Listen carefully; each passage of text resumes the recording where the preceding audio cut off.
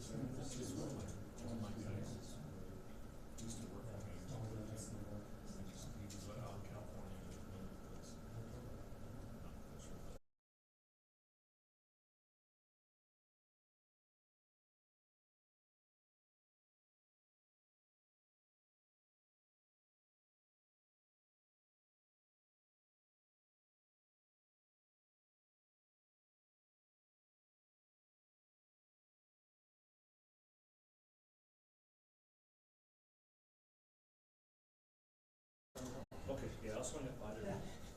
Yeah, but also how you do go about this and that.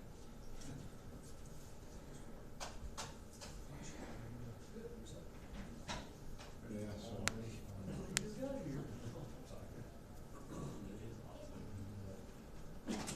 Ever since I started.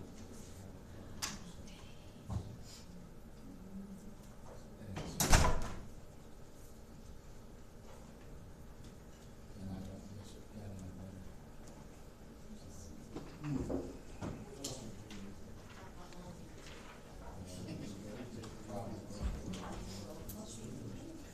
Just wanna make sure you found the right people, though.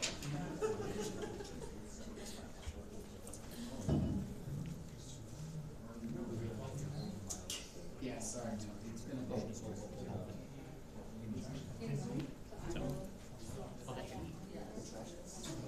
Well, the one that I know is just sort of.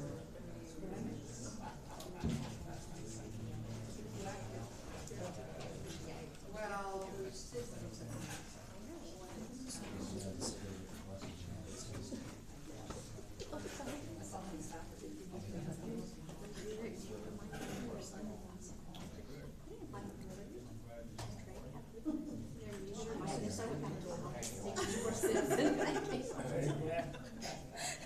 Like, yep, it's too sweet. I cut down to half a cup of coffee, just so I did. We're supposed to go back to the that's like some every cup, right? Yeah, I saw you. Chase that back in town. To go out for 2 days. Just kidding.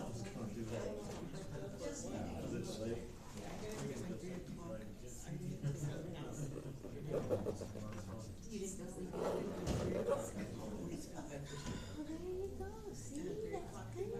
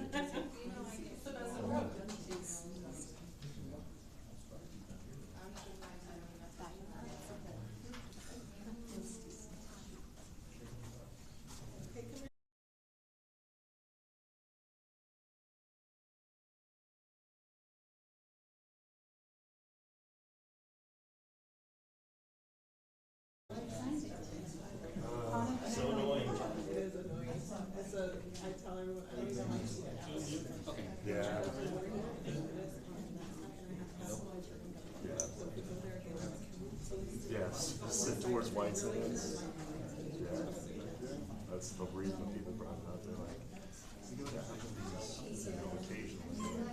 When are they gonna tear the thing down? It's horrible to look at. Well, that's what I We just have to assume like it's all asbestos. yeah.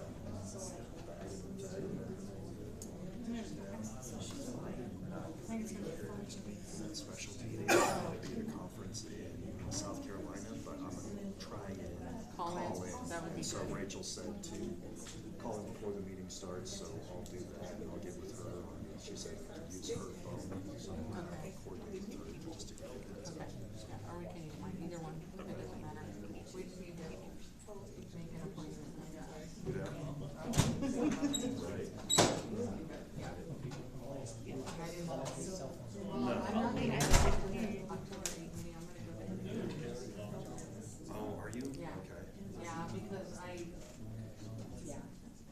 it's not good, we're gonna keep the meeting live. I mean, it's like, yeah, I can. Well, yeah, that might, I'll make sure you're on that. Well, he was at Taper Conference Bay and he told me about it and I've been on my calendar, so guess he didn't do it. I know, I wish he would have done that with me. Nobody did that with me. How did that turn out at another meeting? It was a really good meeting, so it was both the general enforcement and the general enforcement. And it was a really good meeting about, what they usually like to take out of it for. I'm kicking myself. I'm like, Paris, I forgot.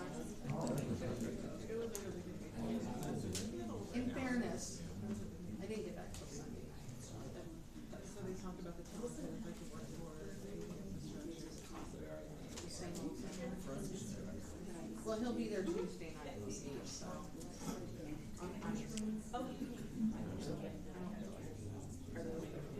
Yeah. It'll cost me a whole $50, whatever.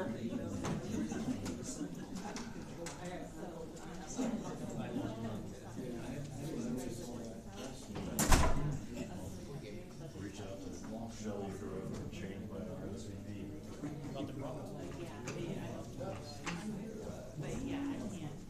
Alright.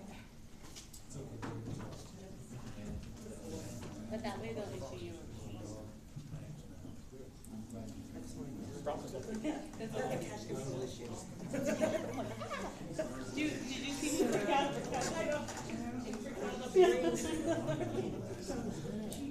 Cash is terrifying.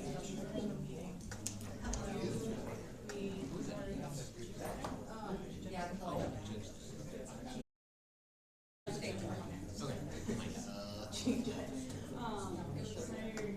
We had a we had, well, yeah, it was a reunion of sorts with our family, but my family's pretty small. My brother just passed, one of my brothers just passed away.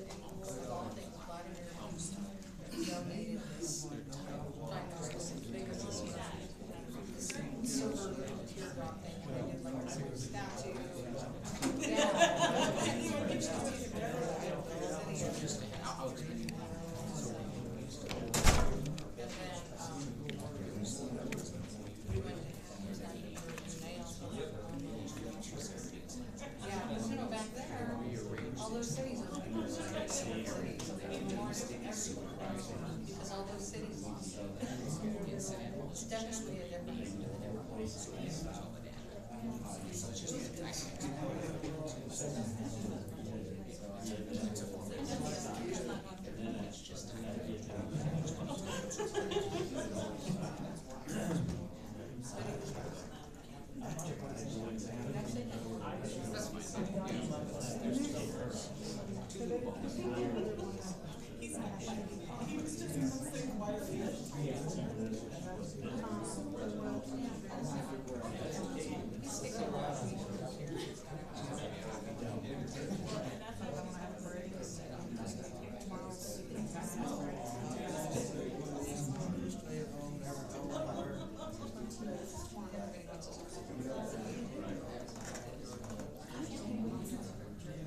know me, I say what you want about it. I've heard it all.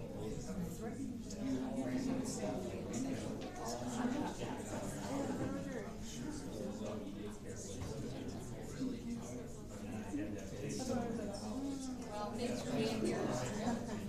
Yeah, I had to recycle this.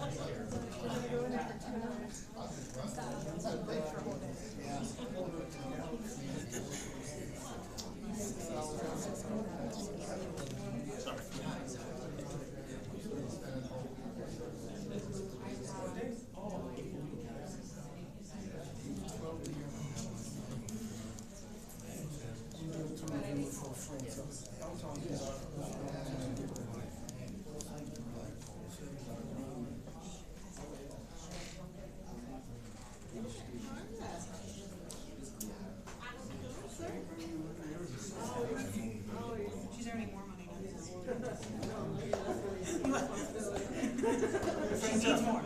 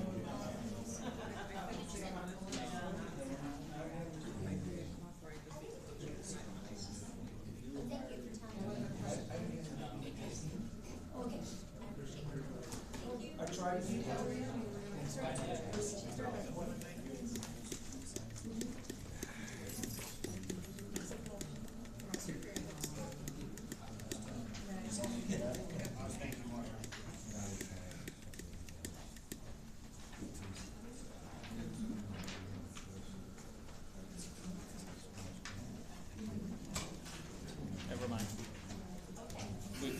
We figured it out. Yeah.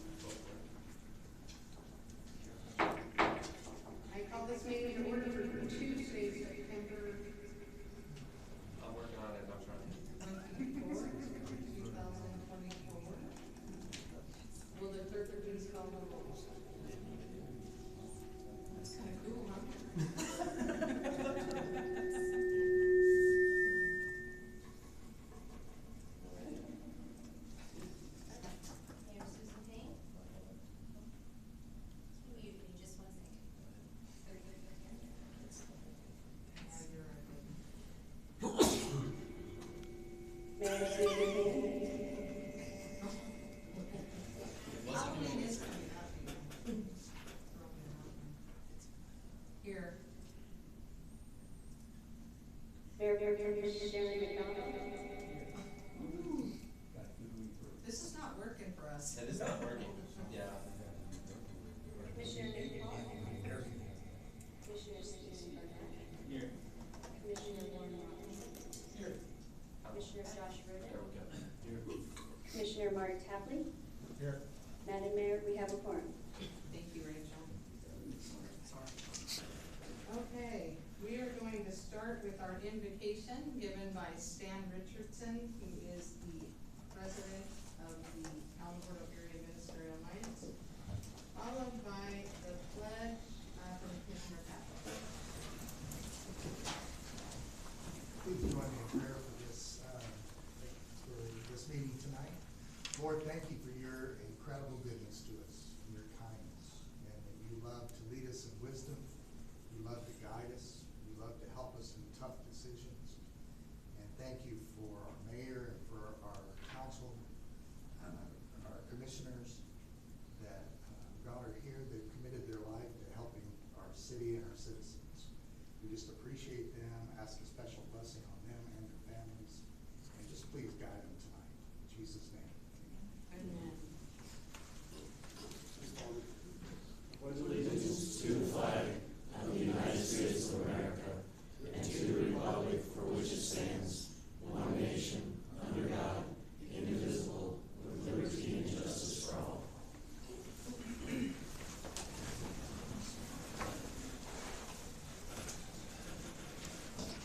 Okay, we're gonna move on to the approval of the agenda. Do I have a motion to approve the agenda? Motion from Mayor Pro Tem McDonald, do I have a second? Okay. A second from Commissioner Reardon. Can we put up the vote?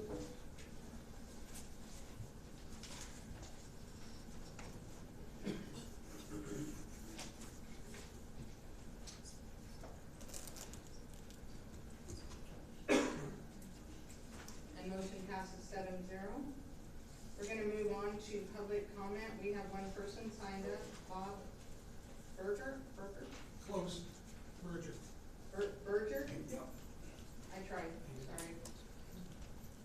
You will have 3 minutes, and if you'll state your name for the record. Bob Berger. There we go. I'm Bob Berger. I live up in the Silverado subdivision off of South Florida. A couple questions. I've got the resolution over here about the water bill, the increase in the water bill. Then I got my water bill and noticed about a 35–40% increase to me during that time. It occurred to me after reading a couple of things, I wanted to know if, okay, so we tagged people for an increase in their water and sewer, and I said to myself, well, I wonder if infrastructure money could have been used for that. I think there's about $1 billion sitting up in Santa Fe getting ready to be used, and didn't know if we could use that rather than tag the citizens for the bill. So that was question number one. Question number two, along that line, I was trying to save myself a little bit of money, and I looked at my water bill, saw my sewage had increased.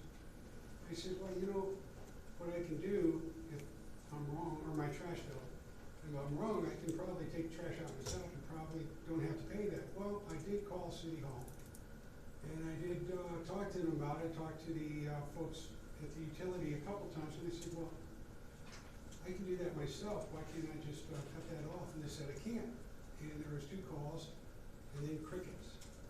And then I was wondering, well, why can't I do it? And there was a mention of a something of an agreement between the city and Southwest trash, or it's written into some type of addendum or something that I can't do it.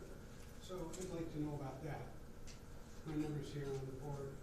Third, kind of innocuous, I have talked to Mark about this too, kind of share common belief is why we just don't go and change all of the stop signs in Alamogordo to yield signs. Now, I was thinking, well, I think you all think the same way I do, that I'm tired of playing whack-a-mole with people coming out of side streets. I live off the South Florida 500, and I travel, mostly I travel through, the scenic 500, especially around the college where I work. And I I just think it might be a good idea, but after all, there are rules governing yield signs as well as stop signs, but I think they'd probably be more useful. I'm sorry to say this, but I don't think a lot of people use them anymore, so just a suggestion on that one.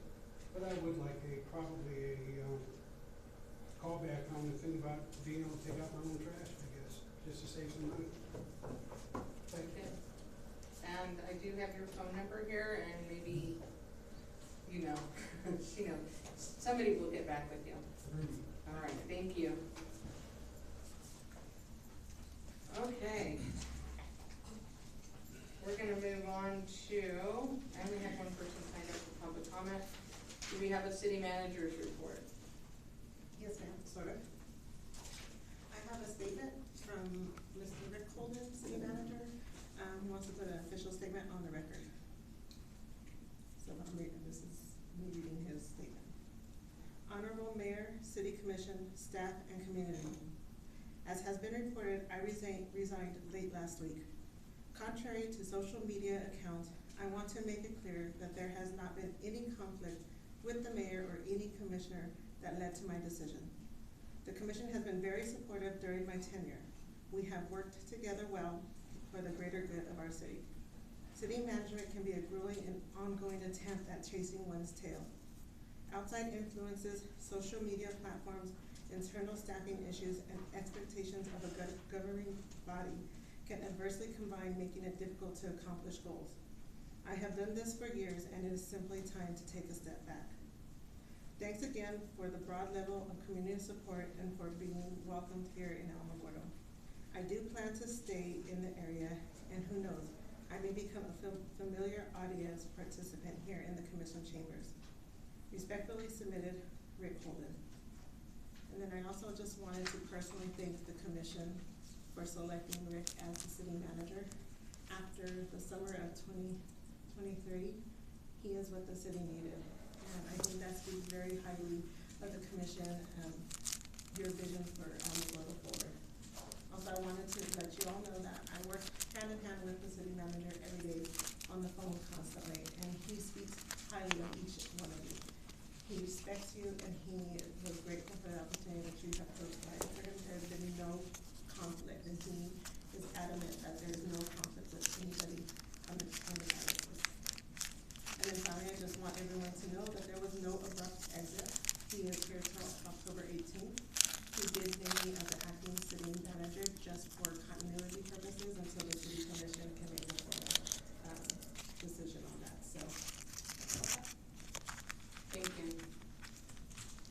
Okay, we're gonna move on to remarks and inquiries by the city commission, and I'm gonna start, if you don't mind, I'm gonna take the liberty and start because I have some comments of my own. And I'm gonna start by telling you that the day after the last commission meeting, I actually was on a plane with my husband and my mother and have been gone since Sunday night. And so I haven't been even in the state of New Mexico, much less in Alamogordo. And obviously I came back and found out with everybody else, Rick's decision. So, I want to be clear, while I can't speak to any specifics concerning personnel matters at this moment, and my comments should be considered my opinion and not that of any other commissioner, I would like to address some concerns that have become an ongoing issue that have forced a good man to reevaluate his position within our city. There are people in our city that genuinely love and care about the community in which they live. These people work tirelessly every day with the goal of making our city the very best it can be. Having said that, everyone likely has a different opinion about how that should be done, about what our priorities should be, and about how we should get there. I've personally been on this commission now for just a little over 8 years, and I have seen, heard, and definitely learned so much about our community and its members. I have seen and had the absolute privilege of working with the very best people, but I've also had the opportunity to deal with the worst people. People who seek to destroy the reputations of good, honest, hardworking people simply because of bitter envy or petty jealousy. People who believe that if it doesn't affect them, it shouldn't be a priority. People who perceive themselves as more entitled than others and don't believe our ordinances or policies should apply to them. I often refer to them as big fish in a little pond, and they honestly believe that there should be a different set of rules for them. People who want to tell others how dumb or useless they are, but will never step up themselves to be part of real solutions. People who sit behind a computer screen and join the masses who think that their city government is corrupt, throw baseless accusations, but never once produce one shred of evidence to prove their ridiculous statements, and will never show up to an actual commission meeting or even go back and watch the live stream to verify their facts first. These people are content to read the garbage, literal garbage, perpetuated on social media, often by irresponsible so-called journalists with a personal agenda and an axe to grind. My minor for my graduate degree happened to be in sociology, so I'm a naturally curious, for my undergraduate degree, so I'm naturally curious when it comes to people and what makes them tick. I'm always curious about why anyone would use their platform to say such horrible and factually incorrect things about people who are working so hard to make this community a better place. For example, Alamogordo Main Street and the numerous volunteers associated with that organization have given up much personal time to plan and execute the revitalization of our downtown area, and it's going to be spectacular. I was on social media the other day and saw their post, and the comments, oh my gosh, the comments were absolutely outrageous. The ugliness, the hatred, the pettiness, it was honestly embarrassing. The new Sacramento School of Science and Technology is an exciting and innovative idea that will give our students options for learning. Yet the ugliness that has been spewed against good, hardworking people that just want to provide opportunities is incredibly disheartening. And then, of course, there's the old age narrative that certain families rule the community and they decide which businesses are allowed to come to town. Complete nonsense, I assure you. Finally, how about the personal attacks that have been posted on social media? I have been a victim of some of the most outrageous lies that were honestly almost comical. I don't know sometimes whether to laugh or be insulted that people believe I'm that petty and desperate.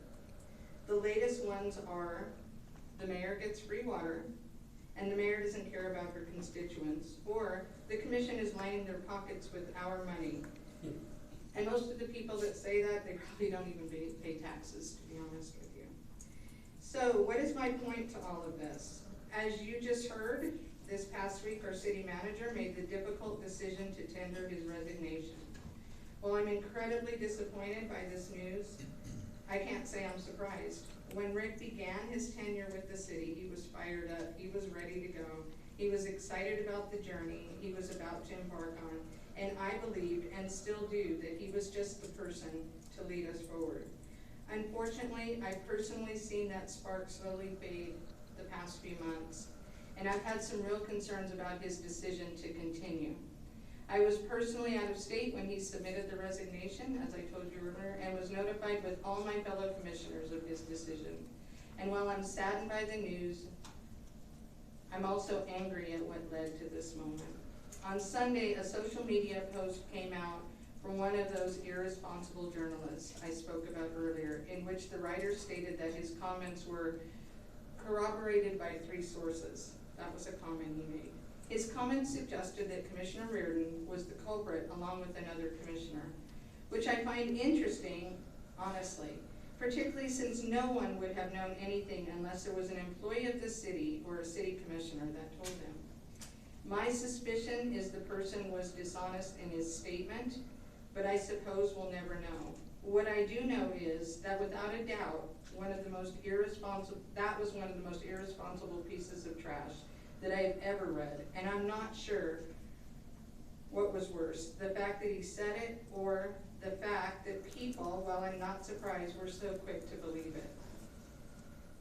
In my graduate studies that I mentioned earlier, I had a required reading of, it was called Democracy in America by Alexis de Tocqueville. If you haven't read it, I would suggest you study because it's interesting.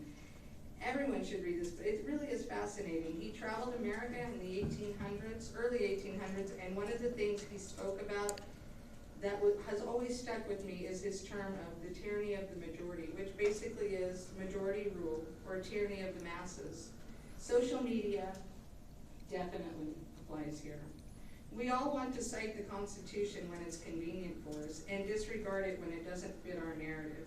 I think we can all agree that this absolute document provides us with certain freedoms, unless you are an elected official. For example, the irresponsible journalist I mentioned earlier can hide behind the Constitution when he produces blatantly false information and cites an anonymous source. He doesn't have to prove anything, and he routinely takes advantage of many who are just too lazy to investigate the truth. It's what he counts on, and some people fall for it hook, line, and sinker. On the other hand, an elected official is silenced by the law, leaving certain situations open to speculation that that same journalist then takes advantage of because he knows we can't say anything. There are times, however, when they go way too far and they need to be called out. There was one time where he suggested on social media that my husband, who was an incredibly hardworking man and has a home renovation business, was unethical. His business was unethical just because I'm the mayor. I was really surprised. I guess we're not allowed to make a living. I don't know. Then there's the numerous times he continuously slants, omits. There were 2 days in April where he conveniently confront the police activity, and blatantly lies about individuals because he's so desperate for attention that the truth becomes obsolete.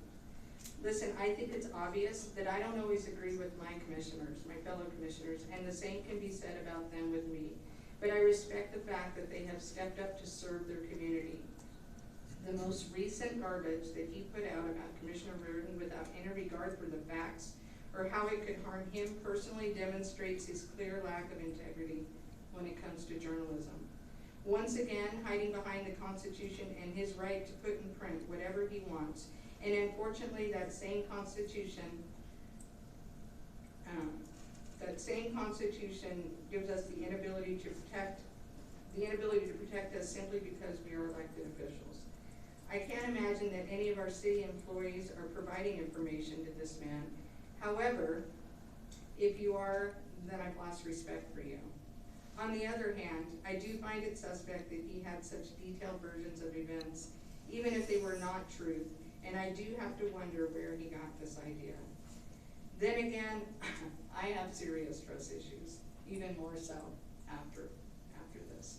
I know that talking about him so much is just feeding his ego because it seems he has this weird need for attention, even if it's negative, and making these comments will generate a plethora of comments from the mayor is just looking for attention to, well, that's what they signed up for. And frankly, it's to be expected, so I will just have to consider the source. I can almost see the headline now, but, oh well, I don't care. We can't control individuals who commit crimes. That's a personal choice and not the fault of the city. We can't force businesses to stay in our community. That's determined by the consumer and their decision to shop there. We can't fix the negligence of the past. All we can do is take our hits and try to ensure it doesn't happen again. Nonetheless, it's incredibly unfortunate that we've become a society that would rather believe the lies than investigate the truth. The keyboard warriors that feel empowered when they sit behind their screen and try to literally destroy the reputation of good people that they've never even met because of envy, jealousy, a need for sensationalism, and yes, even pure hatred.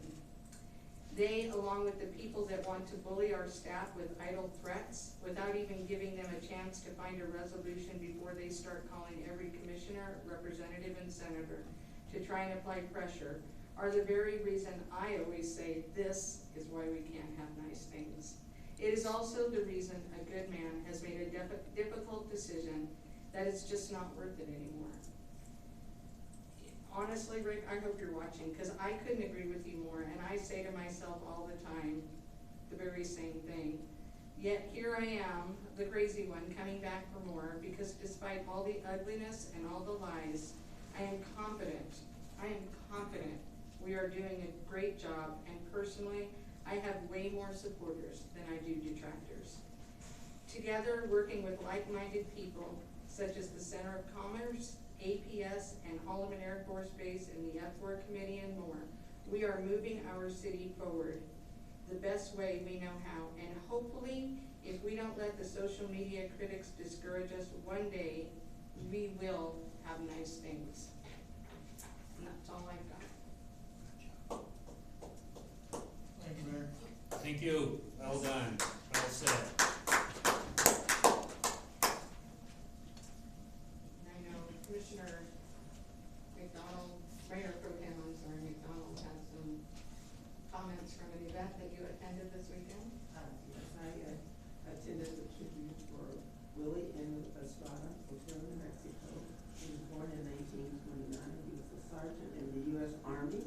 He was killed in action, and he died on September the 22nd, 1952 in Korea. Sergeant Estrada, and I'm gonna read the awards that he received. And as we know, if he died in 1952, all of these awards came after his death. It says Sergeant Estrada was a member of the 245th Tank Battalion, 45th Infantry Division. He was killed in action while fighting the enemy in North Korea on September the 22nd, 1952.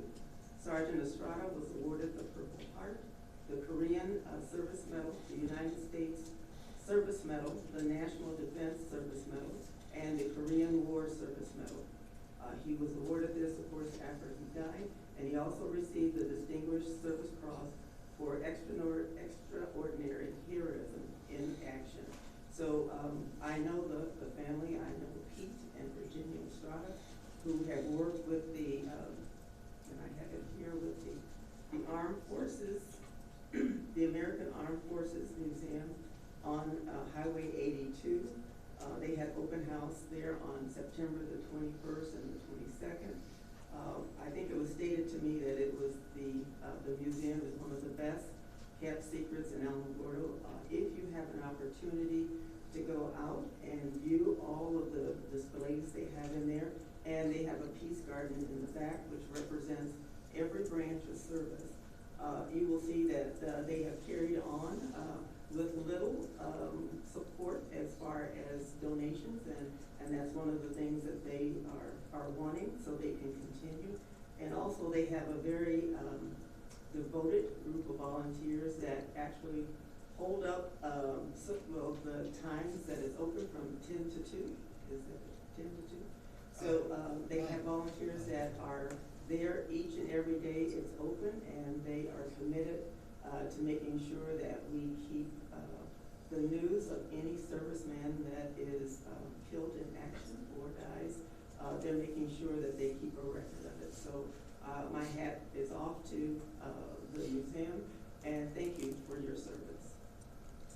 The other event that I attended was the Day of Caring, and that is done through Thrive. They had 140 volunteers that took care of 30 properties. And most of these people that volunteer are from Holloman Air Force Base. They covered the areas of Alamogordo, Bowles Acres, Cloudcroft, and Flurosa. They have been partnered with Thrive of Alamogordo for the past 20 years. And the service that they give for the Day of Caring, of course, is clean up everything that is listed. They get the names early in the year, and then they make their ways to that property so they can clean it up. So I was there on Friday morning when they actually went out to do this job, and it was very rewarding being there to see that we have a commitment to Holloman Air Force Base and the people there, but they also have a commitment to Alamogordo to serve us, and I want to say thank you. Thank you. Does anybody else have anything?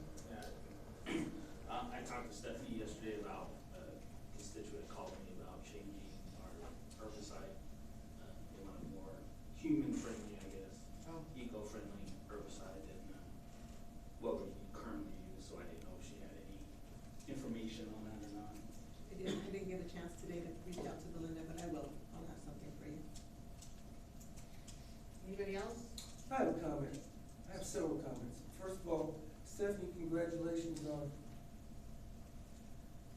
lot of responsibility put back on your shoulders. I've only been here 9 months, but I got a chance to meet the staff and work with several of the people who run the city. I'm very, very, very impressed with the staff, their commitment, and the things that they have put up with, as you heard from the mayor.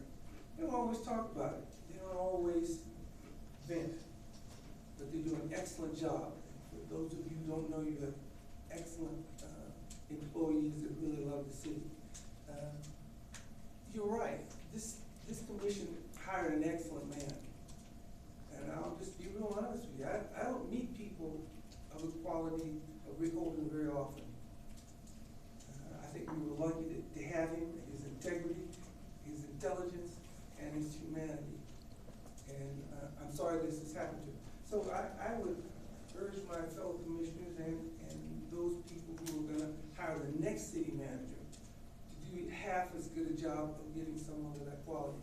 And Stephanie, until that happens, we are not only behind you, call on us anytime, and I'm proud to have served with you, watching what you guys do every day, and I'm in your corner.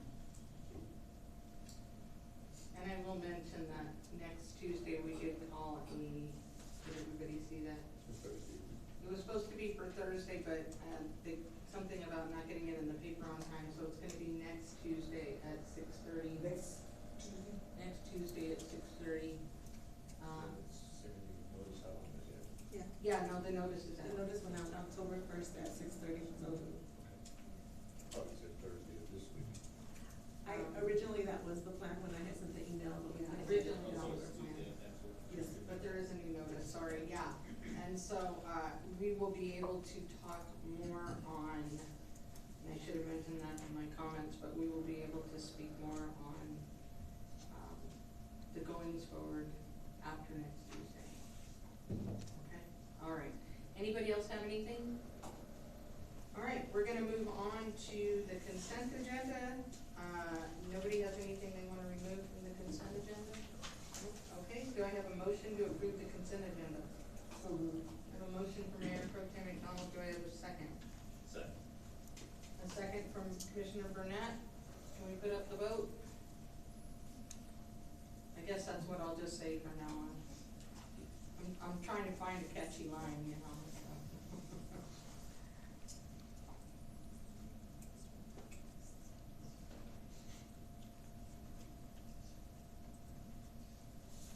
And motion passes 7-0. We're gonna move on to new business. Item 5, consider an act upon ordinance 1707 for first publication of a map amendment to rezone 1701 Cuba Avenue. And the city planner, Stella Rail, has some information for us. Good evening, Mayor, Mayor Pro Tem, Commissioners, Acting City Manager Hernandez. Yes, I come in front of you this evening with case Z 2024-00058. The request is made by the property owners Terrence and Christina Macon, who reside in Lafayette, California. And that request is a map amendment to change the zoning of the property known as 1701 Cuba Avenue from R1 Single Family Dwelling District to R3 Two Family Dwelling District. This is the zoning area. The green is actually R4, that's multifamily dwelling district, and excuse me, but I believe the name of the apartment complex there is Capri Manor. I hope I'm correct on that. So the square to the right of the screen there is where this property is located on Cuba Avenue. The Macons purchased this property, and apparently someone had converted, previous owners, I imagine, had converted the garage into an apartment. All this was done, I checked records, and it was all done without permits, but it exists there. So the current owners, Mr. and Mrs. Macon, are just trying to correct the zoning for what it is on their property. Once again, the property is located at 1701 Cuba Avenue. And the request is to change it from R1 Single Family Dwelling District to R3 Two Family Dwelling District. The application was filed on August 14, 2024.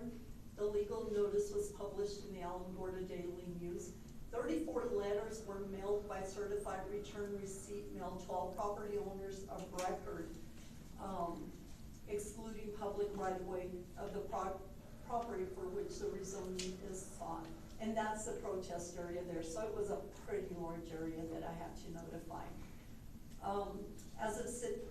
As of today, actually, I have had 5 letters returned unclaimed. I received 2 phone calls requesting further information. One gentleman stopped by my office and just asked for additional information. At the end of our conversation, he said he had no objection to the rezoning. At this moment, staff recommends approval since this request will not be materially detrimental to the surrounding property owners of the public and will correct the zoning designation for the 2 existing residential dwellings. Another thing that was taken into consideration when I was getting ready to make my recommendation, that on that same block is that big area with the apartment complex. And the gentleman that actually came in to speak to me is a property right in between the apartment complex and the one that is requesting the rezoning. I am open for questions if anyone has any at this time.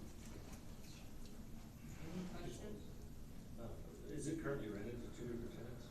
It is not rented. I was told by the representative, Anthony Macon, that they were trying to correct it before they moved forward in renting it. So I grew up right there, but I don't remember exactly. The front house was always a house, and then they converted the garage, you said? Right, yes, sir.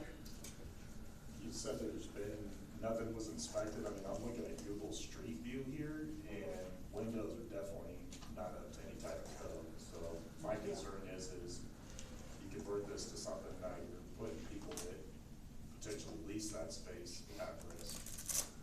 And like I said, I researched records and went back, I mean, all the years since 1996 when we got our Sun Garden system, and there have not been any record of any type of remodeling permits issued. There was a little, I grew up on 17th Street, that's the only reason I know this area, but there was a little old man that owned that house for years and years and years. I think he was still alive in 96. Oh. So it was after he passed away, somebody bought it and cleaned it up. But I kind of agree with Mr. Paul, if it was never permitted, there was technically no CO for that garage portion of it. Are they gonna go have that part of it done, or?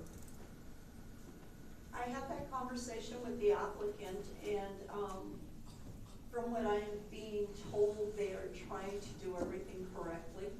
So I will have further conversation with him and see if we can get some sort of inspection out there. And that's kind of permit hold and a CO issue. Correct.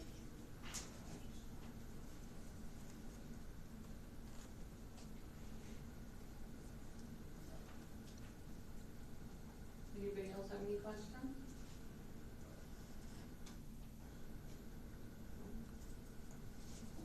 Okay, do I have a motion?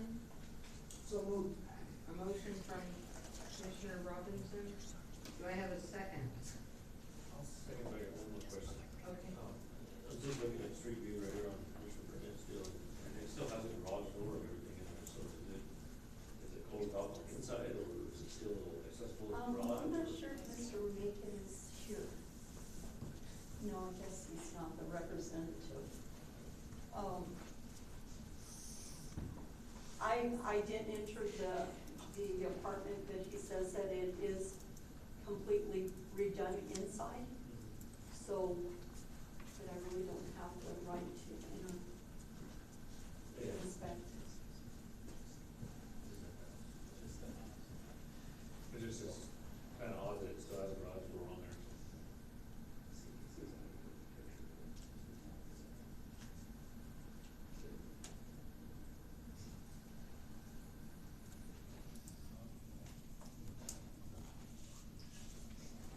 I'm just trying to see if I can see pictures of inside.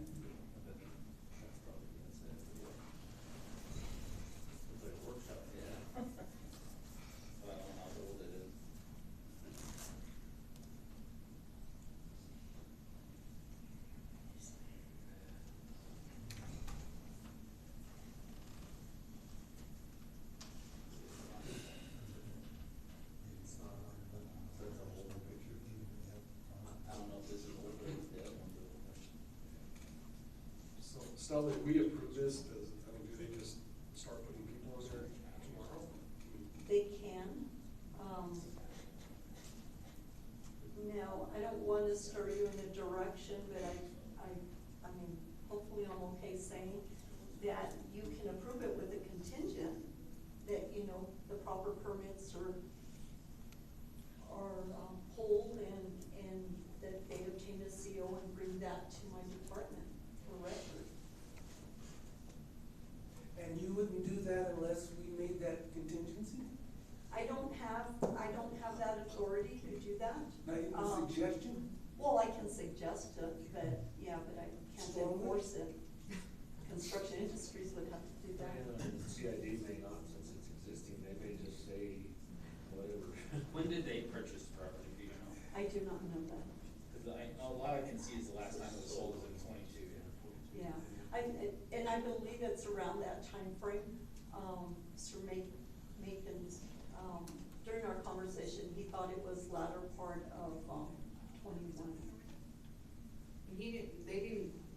You said they didn't make any improvement? I mean, no. So whatever's there was there. Was purchased, yeah. It does not end April 24, so it's definitely more. It's 2 years. Yeah. I was just trying to look at the pictures from when the listing was, so what Right. Google Maps says, and it's obviously way different than what now than it was then, so. It's in better condition now than it was then.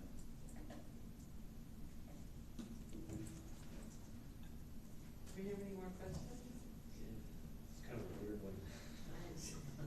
It is. Can we do that, city attorney, can we legally do that, put stipulations on rezone? That's what I'm. Or would we be better to table this until we get those questions answered? My recommendation would be to table it, to be honest, because I'm not 100% sure that we can do that. I tried to do a quick search. I'm not really necessarily finding the answers right now.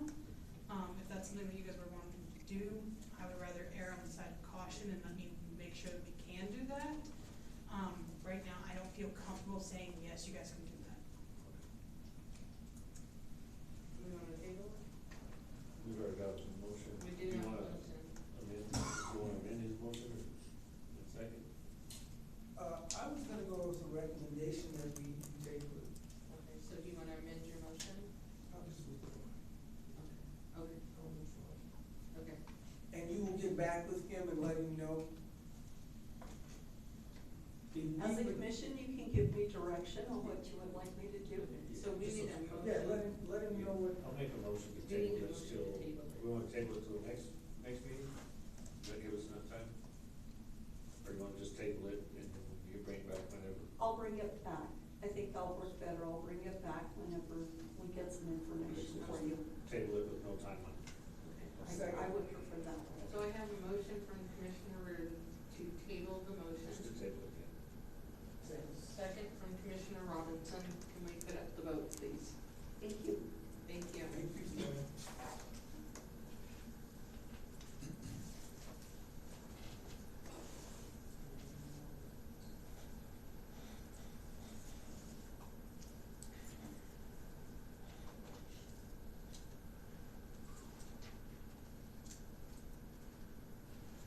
Okay, motion passes 7-0.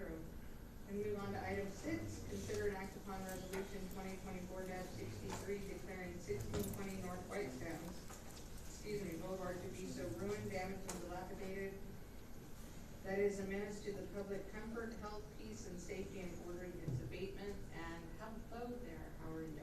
Good evening, Madam Mayor, Mayor Pro Tem, Commissioners, Acting City Manager Hernandez. I bring before you a dilapidated structure at 1620 North White Sand Boulevard, commonly referred to as Tinsley Trailer Park. This is a case I've been working on for quite some time. Tinsley Trailer Park, although that little red star is where it's at, there between 16th and Catalina on White Sand Boulevard. It does not incorporate that whole block. There are sections of it. It's more of a T-shape that premises is.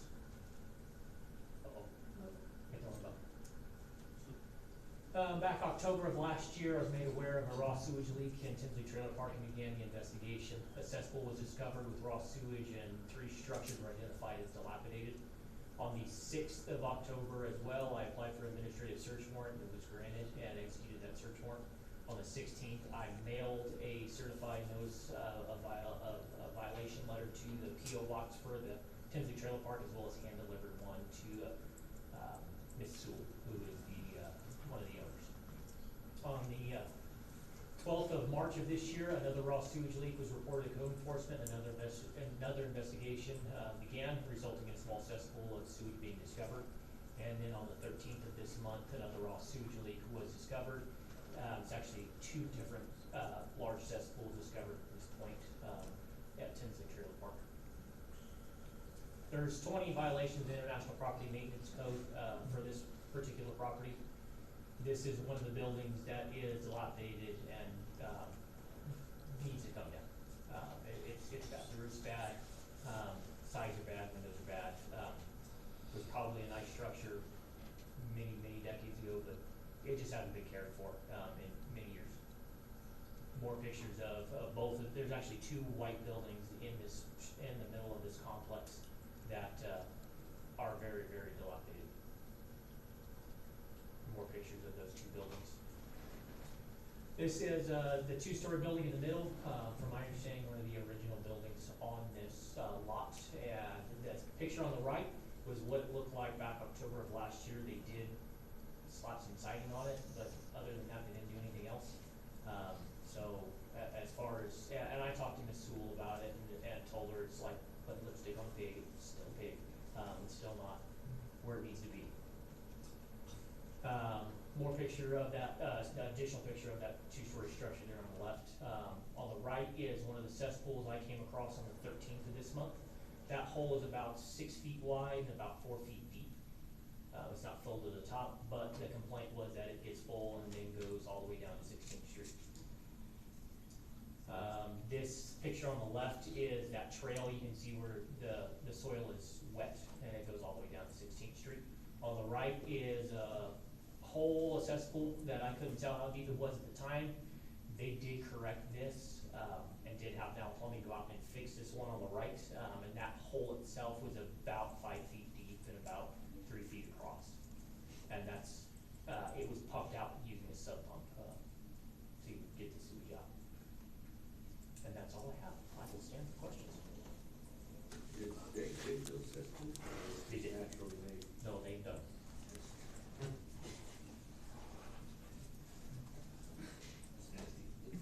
There is, this trailer park does have approximately 40 trailers in it, not all are occupied.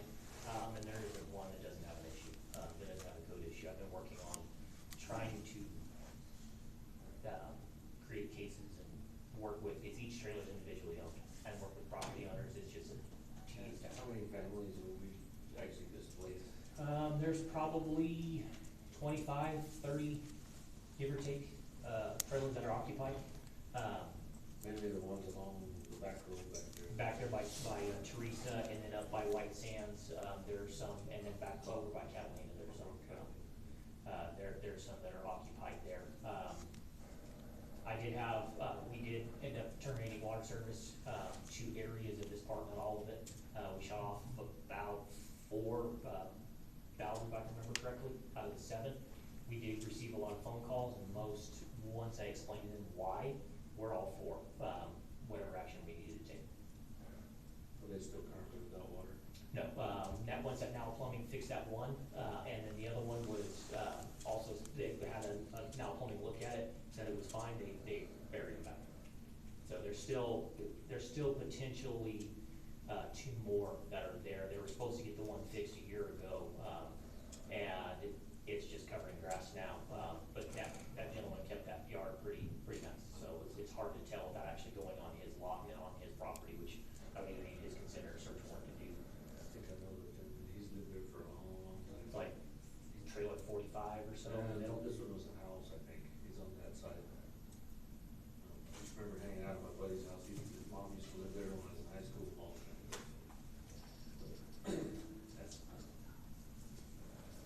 How come environmental department doesn't come with those cesspools and get involved? What we try, and typically when it comes to that, we've had complaints before on our city yards, and the environmental department kicks it back to us.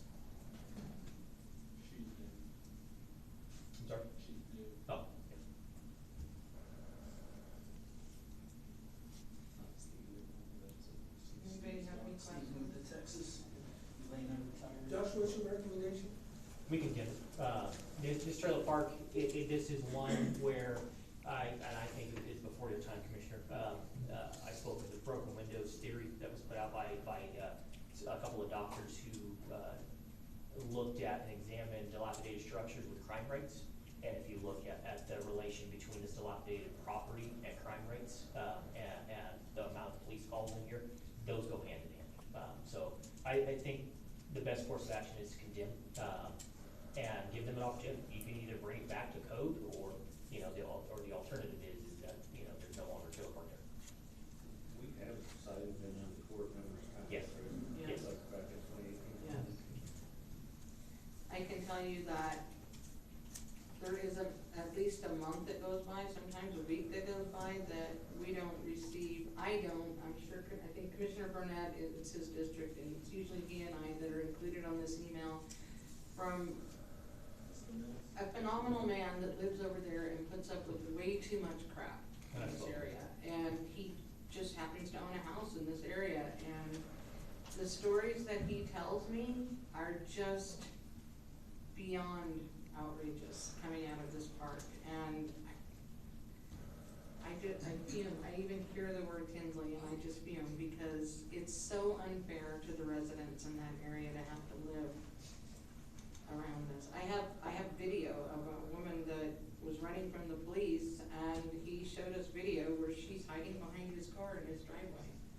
And I'm like, seriously? Like, you can't make this stuff up. This is, so, you know, I understand there's a lot of families over there. This one needs to be addressed. Yeah, some of them a little more stellar than others. Not that I'm judging, I'm just simply making a comment based on the emails that I've received. So, yeah, I have no issue with this one at all. Hey, Josh, can some of these, trails be moved out of there to maybe a better location, or? Potentially, but I'm not the one to ask if whether that structure can be moved or not when it comes to a mobile home being moved. I've had other people ask what companies are in town or around the area that move mobile homes, and I usually prefer them, hey, if you do, go online and do a search. But I couldn't sit here and tell you, oh yeah, that one could or this one couldn't. Like I said, most of them, in fact, I shouldn't say most of them, all of them have some sort of code violation or another.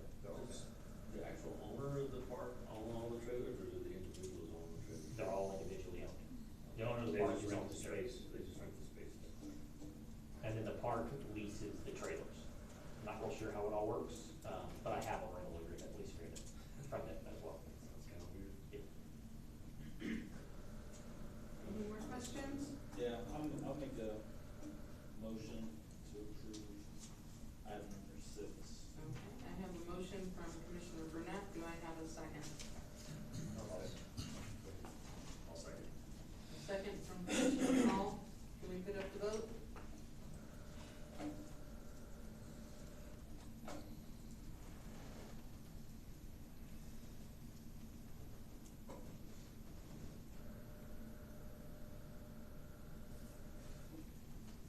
Mayor, did you push your button? Yeah, sorry, I forgot to hit save. The darn save button. And motion passes 7-0. Thank you all. Thank you. Thank you for doing that. Quick question on this, are we going to do the 1 or 2 year deal on that one, or are we going to handle that one? So 2021 IPMC allowed for that. 2024, International Property Maintenance Code, we call it IPMC for short, allowed for the 2 years. In 24, they reworded that where the code official can allow that. Now, being as I gave them their notice a year ago next month, they've had a year to correct it and haven't. So I would err on the side of caution of giving them 2 years from today to do that. Yeah, we're gonna start getting on with that.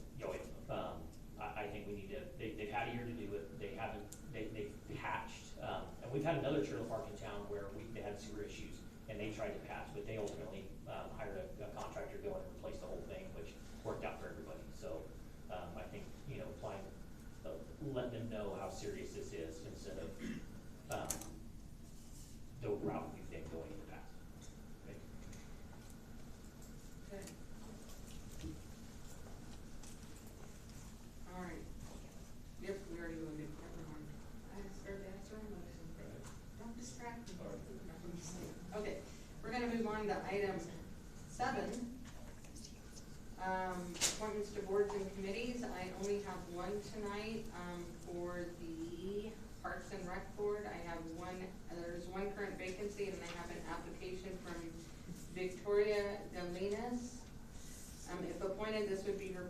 term. I don't know if she's here tonight.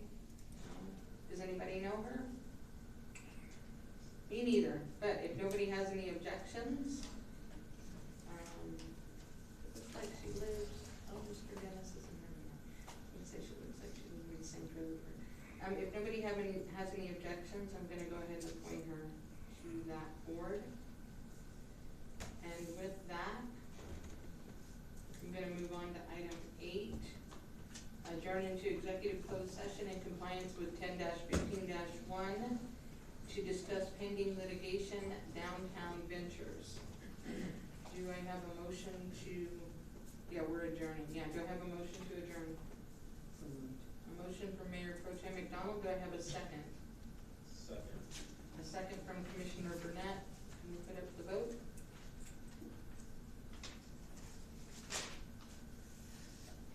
I closed mine out already, so can you start for me?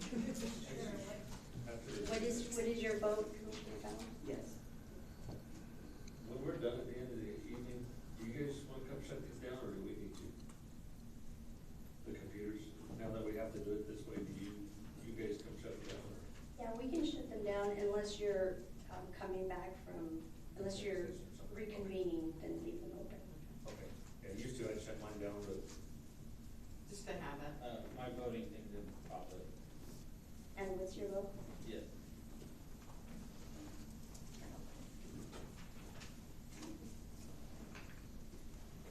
And motion passes 7-0. We are adjourned. Thank you, everybody.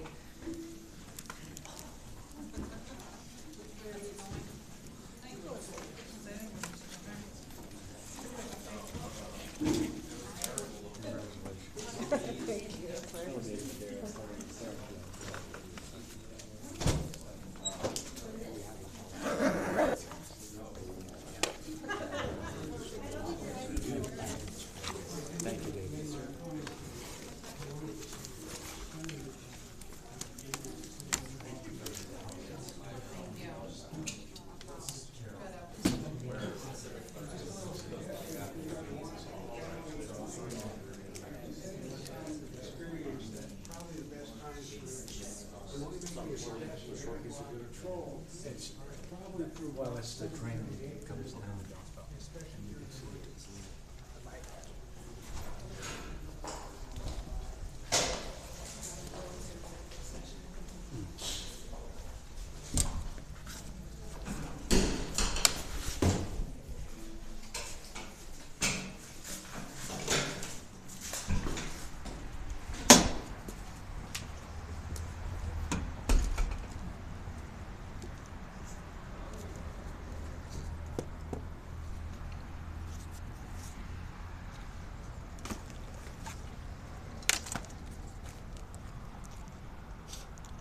That was a spicy one. I'm glad I made it.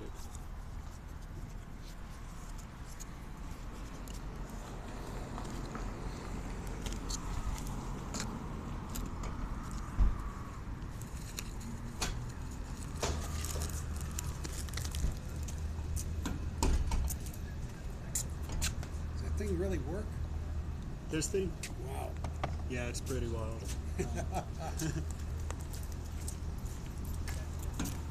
Have a good ride.